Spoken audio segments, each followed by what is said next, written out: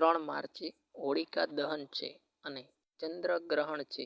આ દિવસે ગાયને બસ એક વસ્તુ ખવડાવી દીજો, તમને 7 પેઢી સુધી ધનની અછત નહીં વર્તાય. માર્ચની રાતે આકાશમાં જે દ્રશ્ય દેખાવાનું છે તે કોઈ સાધારણ ખગોળીય ઘટના નથી. આ એ રાત છે જ્યારે બ્રહ્માંડની સૌથી રહસ્યમય અને વિનાશકારી ઉર્જા આપણી ધરતી સાથે ટકરાવવાની છે. જ્યોતિષ અને તંત્રશાસ્ત્રમાં ચંદ્રગ્રહણને એક એવો સમય માનવામાં આવે છે જ્યારે બ્રહ્માંડના તમામ અદૃશ્ય દ્વાર ખુલી જાય છે. આ દિવસે કરવામાં આવેલો એક નાનકડો ઉપાય પણ 1000 ગણું વધારે ફળ આપે છે અને અજાણતામાં કરાયેલી એક નાની ભૂલ તમારી આવનારી પેઢીઓ સુધીનો વિનાશ કરી શકે છે.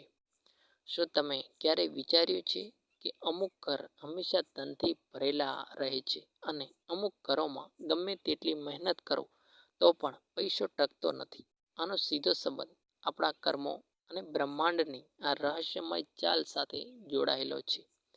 પરંતુ આ બધાની વચ્ચે આપણા પ્રાચીન ગ્રંથોમાં એક એવી વસ્તુનું વર્ણન છે, જો તમે આ 3 માર્ચના ચંદ્રગ્રહણ દરમિયાન ચૂપચાપ એક ગાયને ખવડાવી દીધી તો તમારી આવનારી 7 પેઢીઓ પણ ગરીબી શું છે તે ભૂલી જશે. ધનની દેવી એટલે કે માતા લક્ષ્મી તમારા ઘરમાં સ્થાયી રૂપે વાસ કરશે અને રાહુ કેતુ જેવા ક્રૂર ગ્રહો પણ તમારી સામે ઘૂંટણ ટેકવી દેશે. તે એક ગુપ્ત વસ્તુ શું છે અને તેને ગ્રહણ દરમિયાન કયા વિશેષ સમયે ખવડાવવાની છે તે હું તમને આગળ જણાવીશ. પરંતુ તે પહેલાં તમારા માટે એ સમજવું ખૂબ જરૂરી છે કે આ ચંદ્રગ્રહણ આટલું વિનાશકારી અને સાથે જ આટલું ચમત્કારી બંને કેમ છે. જ્યારે પણ ચંદ્રગ્રહણ લાગે છે ત્યારે બ્રહ્માંડમાં એક મોટી ઉથલપાથલ થાય છે. વિજ્ઞાન આને માત્ર સૂર્ય અને પૃથ્વી ચંદ્રના એક સીધી લીટીમાં આવવાની ઘટના માને છે, પરંતુ આપણા ઋષિ મુનિઓએ આ ઘટનાને હજારો વર્ષ પહેલાં જ જોઈ લીધું હતું કે જ્યારે રાહુ પોતાની કાળી છાયાથી ચંદ્રને ગળે છે ત્યારે ધરતી પર રહેલા દરેક જીવ એની પ્રાણીની માનસિક અને આર્થિક સ્થિતિ પર બહુ ઊંડી અસર પડે છે. ચંદ્ર આપણા મનના, આપણી ભાવનાઓ અને આપણા ઘરમાં વહેતા ધનનો સીધો કારક છે. જ્યારે ચંદ્ર જ પીડામાં હોય છે ત્યારે માણસની વિચારવાની શક્તિ ઘટી જાય છે. લોકો ખોટા નિર્ણયો લે છે, ઘરમાં વગર કારણે લડાઈ ઝઘડા શરૂ થઈ જાય છે અને સૌથી મોટી અસર આપણા ઘરની તિજોરી પર પડે છે. હવે તમે વિચારતા હશો કે આખરે રાહુ અને ચંદ્રની આ દુશ્મનીનું આપણા ઘરના પૈસા સાથે શું લેવા દેવા છે? આની પાછળ એક બહુ મોટી અને રહસ્યમય કથા જોડાયેલી છે, જે સીધી સમુદ્ર મંથનના સમયગાળામાંથી આવે છે. જ્યારે દેવતાઓ અને અસુરો મળીને ક્ષીરસાગરનું સમુદ્ર મંથન કરી રહ્યા હતા ત્યારે તેમાંથી 14 અનમોલ રત્નો નીકળ્યા હતા. તે રત્નોમાં એક સાક્ષાત માતા લક્ષ્મી હતા અને તે રત્નોમાં ભગવાન ધન્વંતરી હતા, જે પોતાના હાથમાં અમૃતનો કળશ લઈને પ્રગટ થયા હતા. જ્યારે ભગવાન વિષ્ણુએ મોહિની રૂપ ધારણ કરીને દેવતાઓને અમૃત પીવડાવવાનું શરૂ કર્યું ત્યારે સ્વરભાનુ નામનો એક માયાવી અસુર વેશ બદલીને દેવતાઓની હરોળમાં જઈને બેસી ગયો. તે માયાવી અસુરે છળથી અમૃતમાં થોડા ટીંપા પી લીધા, પરંતુ જેવું અમૃત તેના ગળાની નીચે ઉતરવાનું હતું ત્યાં જ બેઠેલા સૂર્યદેવ અને ચંદ્રદેવે તેને ઓળખી લીધો. ભગવાન વિષ્ણુએ ઈશારો કરી દીધો. ભગવાન વિષ્ણુએ તરત જ પોતાના સુદર્શન ચક્રથી તે અસુરનું માથું તળથી અલગ કરી દીધું, પરંતુ કારણ કે અમૃત તેના ગળા સુધી પહોંચી ગયું હતું, તેથી તેનું માથું અને તેનું ધડ બંને હંમેશા માટે અમર થઈ ગયા હતા. તેનું માથું રાહુ કહેવાયું અને તેનું ધડ કેતુ કહેવાયું. તે દિવસથી રાહુ અને કેતુ સૂર્ય અને ચંદ્રને પોતાના સૌથી મોટા દુશ્મન માને છે. જ્યારે પણ સમય ચક્ર ફરે છે, રાહુ પોતાની એ જ જૂની દુશ્મનીનો બદલો લેવા માટે ચંદ્રને ગળવાની કોશિશ કરે છે. આ જ ઘટનાને આપણે ચંદ્રગ્રહણ કહીએ છીએ. જ્યારે રાહુ ચંદ્રને જકડે છે ત્યારે ચંદ્રમાંથી નીકળતા અમૃતમય કિરણો ધરતી સુધી પહોંચી શકતા નથી. તેના બદલે રાહુની ઝેરી અને નકારાત્મક ઉર્જા ધરતી પર પડવા લાગે છે. આજ એ સમય હોય છે જ્યારે નકારાત્મક શક્તિનો સૌથી મોટો વધારે સક્રિય પ્રમાણમાં થાય છે. જૂના લોકો આજે પણ કહે છે કે ગ્રહણ સમયે અમુક વિશેષ કામ બિલકુલ ન કરવા જોઈએ. જે લોકો આ સમયે વગર કારણે બહાર ફરે છે કે ભોજન કરે છે, તેમના શરીરમાં અલક્ષ્મી એટલે કે દરિદ્રતાનો પ્રવેશ બહુ દરિદ્રતાથી થઈ જાય છે. દરિદ્રતા કોઈ બીમારી નથી, પરંતુ એ એક નકારાત્મક ઉર્જા છે જે તમારા ઘરના વાતાવરણને પૂરું દૂષિત કરી દે છે.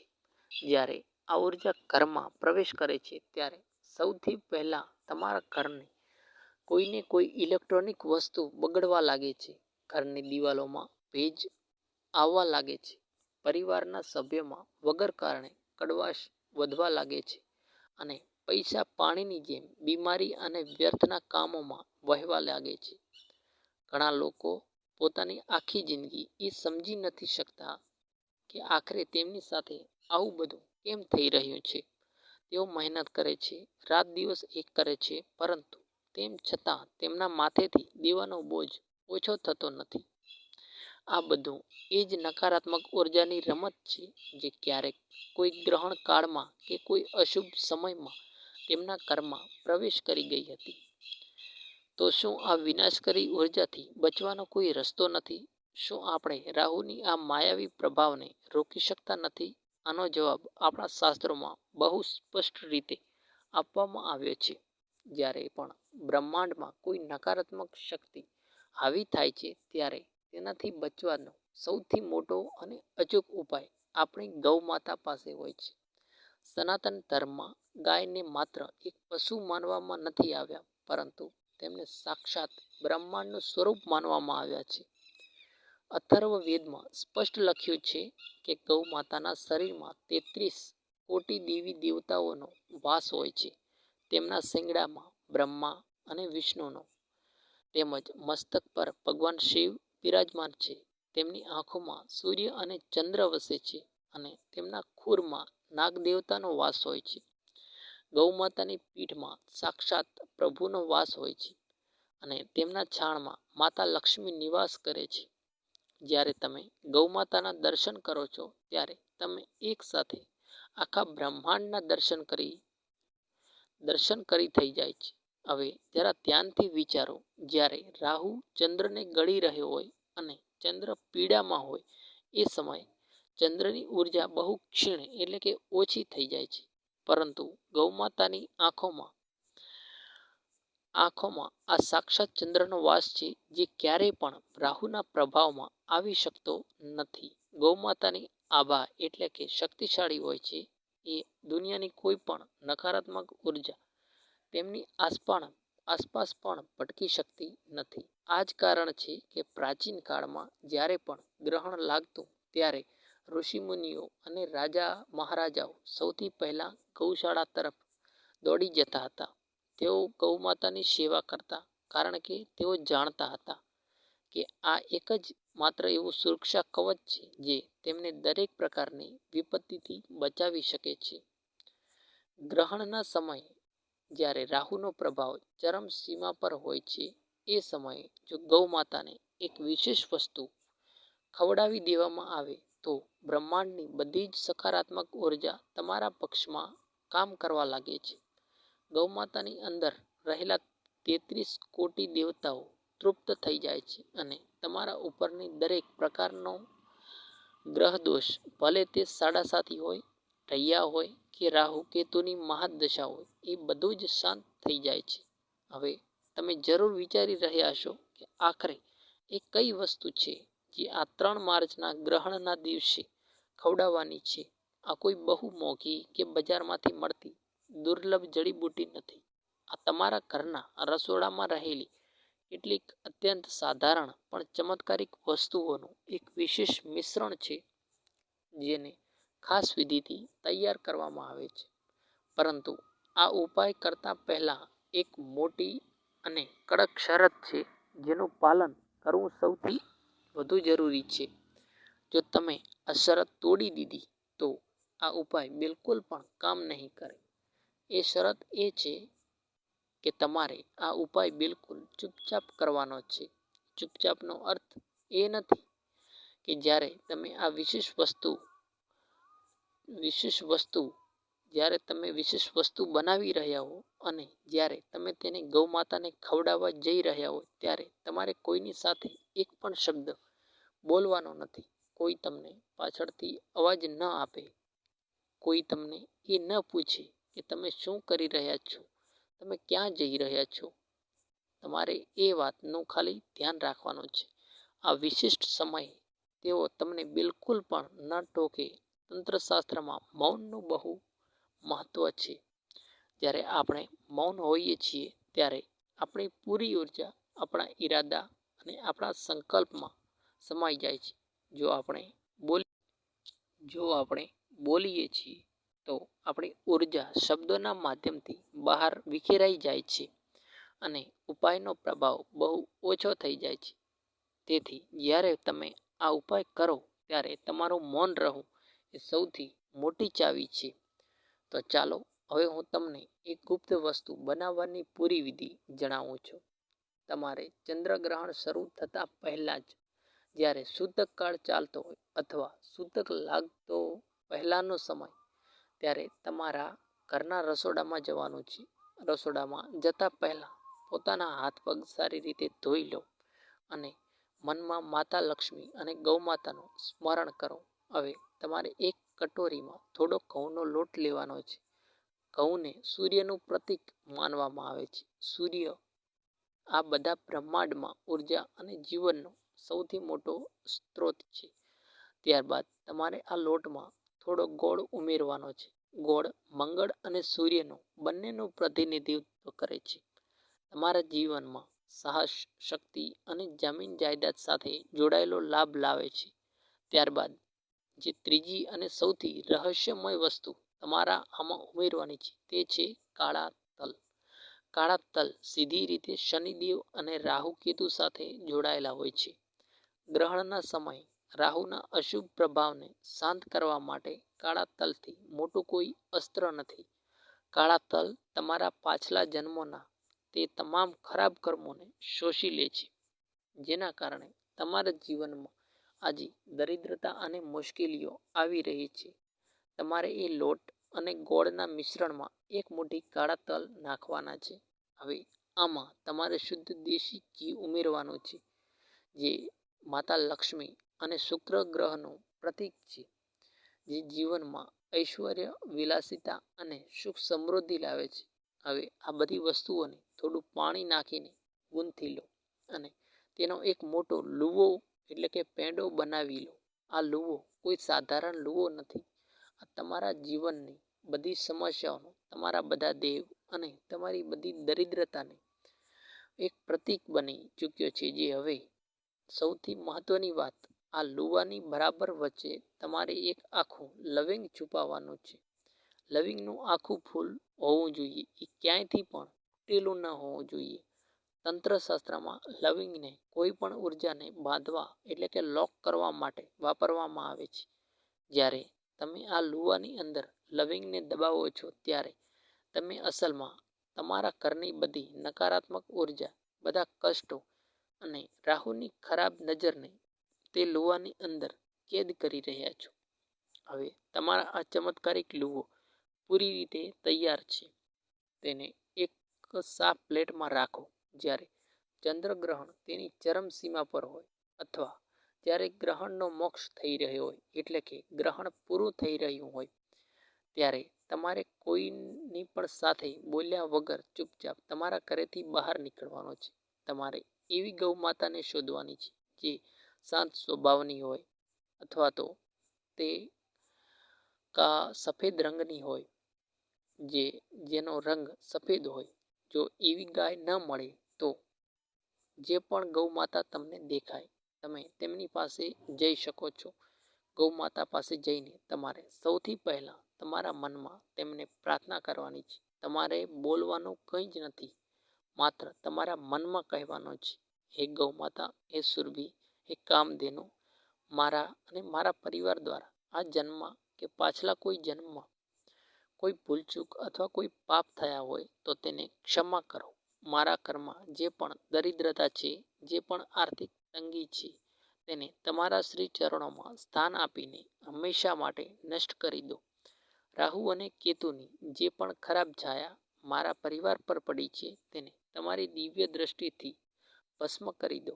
આ માનસિક પ્રાર્થના કર્યા પછી તે લુઓ તમારી જમણી હથેળી પર રાખો અને ગૌમાતા તરફ તરો. જ્યારે ગૌમાતા એ લુવાને પોતાના મુખમાં લેશે ત્યારે તેની જીભ તમારી હથેળીને સ્પર્શ કરશે. શાસ્ત્ર અનુસાર જ્યારે ગૌમાતાની જીભ કોઈ મનુષ્યની હથેળીને સ્પર્શ કરે છે ત્યારે તે મનુષ્યની હસ્તરેખાઓમાં રહેલા તમામ દુર્ભાગ્ય, તમામ મૃત્યુ યોગ અને તમામ દરિદ્ર યોગ તે જ ક્ષણે મટી જાય છે. ગૌમાતાની જીભમાં એટલી અદ્ભુત શુદ્ધિકરણ શક્તિ હોય છે કે તે તમારા ભાગ્યના પાના ફરી લખી શકે છે. જ્યારે ગૌમાતા તે લુવાને ચાવીને ખાઈ લેશે ત્યારે તેનો અર્થ એ છે કે તેમણે તમારા બધા કષ્ટોને તે લવિંગની સાથે ચાવીને નષ્ટ કરી દીધા છે અને કાળા તલને તમારા બધા પાપોને ભસ્મ કરી દીધા છે. લુવો ખવડાવ્યા પછી ગૌમાતાની પીઠ પર બહુ પ્રેમથી પોતાનો હાથ ફેરવો. તેમની પીઠ પર હાથ ફેરવવાથી તમારા શરીરમાં એક નવી અને દિવ્ય સકારાત્મક ઉર્જાનો સંચાર થશે. તમને તમારા મનમાં એક અજીબ શાંતિ અને હળવાશ અનુભવાશે, જાણે તમારા માથેથી કોઈ બહુ મોટો બોજ ઉતરી ગયો હોય. ત્યારબાદ ગૌમાતાના ખુર પગ પાસેથી થોડી માટી ઉઠાવો અને તેને તમારા માથા પર લગાવી લો. આ માટી કોઈ પણ મોંઘા રત્ન કે તાવીજ કરતાં પણ 1000 ગણી વધારે શક્તિશાળી હોય છે. ત્યારબાદ પાછળ વળીને જોયા વગર ચૂપચાપ તમારે ઘરે પાછા આવી જાઓ. ઘરે આવીને તમારા હાથ પગ ધોઈ લો અને જો શક્ય હોય તો સ્નાન કરી લો. આ પૂરેપૂરો ઉપાય જોવો અને સાંભળવામાં ભલે બહુ સાધારણ લાગી રહ્યો હોય, પરંતુ આની પાછળ જે જ્યોતિષીય અને આધ્યાત્મિક વિજ્ઞાન છુપાયેલું છે તે અચૂક છે. જ્યારે તમે આ ઉપાય પૂરી શ્રદ્ધા અને વિશ્વાસ સાથે કરો છો ત્યારે બ્રહ્માંડની કોઈ પણ શક્તિ તમારા જીવનમાં ધનના પ્રવાહને રોકી નથી શકતી. માતા લક્ષ્મીએ તમારા ઘરે આવવું જ પડે છે. તમે જોશો કે આ ઉપાય કર્યાના ગણતરીના દિવસોમાં જ તમારા જીવનમાં બહુ મોટા અને સકારાત્મક બદલાવ આવશે. જે ધન અટકેલું હશે તે અચાનક પાછું મળવા લાગશે. જો તમે વ્યાપાર કરો છો તો નવા ગ્રાહકો અને નવી તકો તમારી સામે ચાલીને આવશે. નોકરી કરો છો તો તમારી તે પદમાં ઉન્નતિનો રસ્તો ખુલવા લાગશે. ઘરમાં જે ઘર આંગણે ઝઘડા થતા હતા તે બિલકુલ શાંત થઈ જશે અને પરિવારના તમામ સભ્યો વચ્ચે એક ઊંડો પ્રેમ અને તાલમેલ બની જશે. સૌથી મોટી વાત એ છે કે આ ઉપાય માત્ર તમને જ ફાયદો નહીં પહોંચાડે, પરંતુ તમારી આવનારી પેઢીઓ માટે પણ ધન અને સમૃદ્ધિના માર્ગ ખોલી દેશે. કારણ કે જ્યારે તમે ગૌમાતાની સેવા કરો છો અને તેમના માધ્યમથી પોતાના કર્મોને શુદ્ધ કરો છો ત્યારે તેનું પુણ્ય ફળ 7 પેઢીઓ સુધી મળે છે. તમારા બાળકોને અને તેમના બાળકોને પણ ક્યારેય પણ કોઈ પણ પ્રકારના સંઘર્ષનો સામનો નહીં કરવો પડે. જો તમે તમારા જીવનમાં જોયો તો આ ગૌમાતાને આશીર્વાદ છે જે ક્યારેય ખાલી નથી જતા. તેથી આ 3 માર્ચના ગ્રહણને એમ જ વ્યર્થ ન જવા દો. આ 3 માર્ચે સૂર્યગ્રહણ છે. આ સમય વારંવાર પાછો નહીં આવે. બ્રહ્માંડ તમને એક બહુ મોટી તક આપી રહ્યું છે. પોતાના ભાગ્યને પોતાના હાથે બદલવાની પોતાના મનમાં કોઈ શંકા ન રાખો. જ્યાં શંકા છે ત્યાં ચમત્કાર ક્યારેય નથી થતો. પૂરી નિષ્ઠા, પૂરા વિશ્વાસ અને પૂર્ણ સમર્પણ સાથે આ ગુપ્ત ઉપાય કરો અને યાદ રાખો કે તમારે આ બધું બિલકુલ ચૂપચાપ કરવાનું છે. જ્યારે ગૌમાતા તમારા એ વિશેષ લુવાને સ્વીકારી લેશે ત્યારે સમજી લેજો કે બ્રહ્માંડ તમારી પ્રાર્થના સાંભળી લીધી છે. તમારા જીવનમાં જોડાયેલી એ પરેશાની એ તમને રાતે સૂવા ના દેતી હોય તો તે બહુ જલ્દી ખતમ થઈ જશે. બસ પોતાના કર્મોને શુદ્ધ રાખો. કોઈનું ખરાબ ન ઈચ્છો.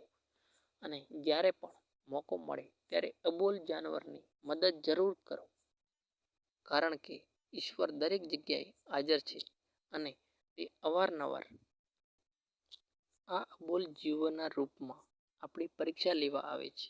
ગૌ માતાની સેવાથી આ મોટો કલિયુગમાં કોઈ બીજો ધર્મ નથી.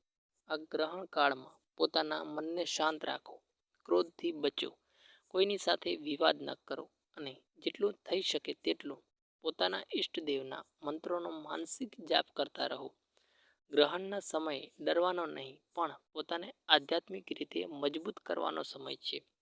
જ્યારે તમે તમારી આંતરિક ઉર્જાને જગાડી લો છો, ત્યારે બહારનો કોઈ પણ ગ્રહ ગોચર, કોઈ પણ ગ્રહણ તમારું કંઈ બગાડી શકતું નથી. તમે પોતે તમારા ભાગ્યના રચયિતા છો. તો તૈયાર થઈ જાઓ આ 3 માર્ચની રાત માટે, જ્યારે